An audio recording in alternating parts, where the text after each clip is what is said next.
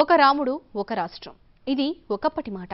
ఒక రాష్ట్రానికి ఇద్దరు రామయ్యలు ఉంటే తప్పేంటి? ఇది ఇప్పుడు వినిపిస్తున్న మాట. ఆ బాటలో ప్రభుత్వం నడవాలన్న డిమాండ్లు పెరుగుతున్నాయి.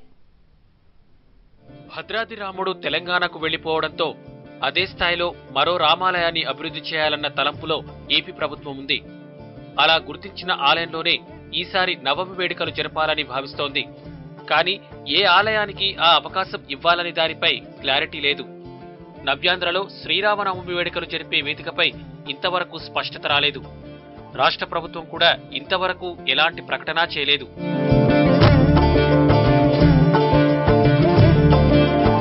ఇటు చూస్తే ప్రాంతాల వారీగా డిమాండ్లు పెరిగిపోతున్నాయి.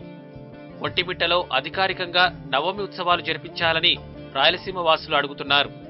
కాదు, రామతీర్థంలోనే వేడుకలు జరిపించాలని ఉత్తరాంధ్ర వాసులు అడుగుతున్నారు. మొదట ఒంటిమిట్ట పేరు తెరమీదికి వచ్చిన అశోక్ గజపతిరాజు జోక్యంతో అది మరుగున పడిపోయిందని అక్కడి నేతలు ఆరోపిస్తున్నారు. రామతీర్థాన్ని మరో భద్రాద్రిగా మార్చేందుకు సీఎంపై ఒత్తిడి తెస్తున్నారని విమర్శిస్తున్నారు.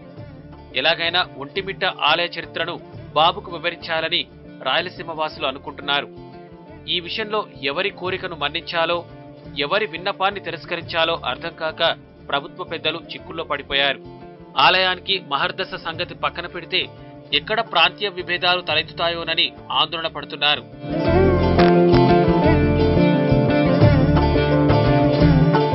అయితే ప్రతి ప్రశ్నకు సమాధానం ఉన్నట్టే ఈ సమస్యకు కూడా పరిష్కారం ఉందంటున్నారు కొంతమంది పండితులు. రాష్ట్రానికి 2 రామయ్యలుంటే తప్పేంటంటున్నారు. ఒంటిమిట్ట, రామతీర్థం 2 పుణ్యక్షేత్రాలు కావడం, రెండింటికి భద్రాద్రి అంతటి చరిత్ర ఉండటం మనకు కలిసొచ్చే అంశాలు. రెండింటినీ ప్రభుత్వమే అభివృద్ధి చేస్తే అంతకన్నా కావాల్సింది ఏముంది? పైగా రాయలసీమ నుంచి కేఈ కృష్ణమూర్తి, తూర్పుగోదావరి నుంచి నిమ్మకాయల చినరాజప్ప ఉప ముఖ్యమంత్రులుగా కొనసాగుతున్నారు.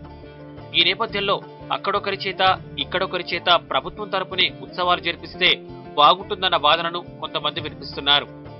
అలా చేస్తే ఈ విషయంలోనూ అన్ని ప్రాంతాలకు సమన్యాయం చేసిన ఘనత దక్కుతుందనే అభిప్రాయాన్ని వ్యక్తం చేస్తున్నారు.